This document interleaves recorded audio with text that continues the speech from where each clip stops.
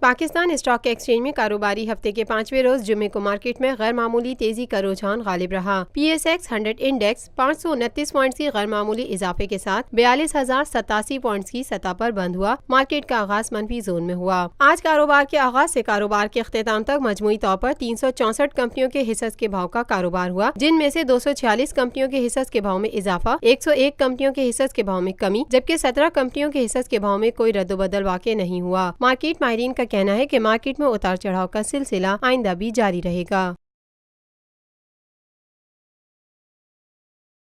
Lotus Lake Towers, a groundbreaking endeavor by Lotus Properties.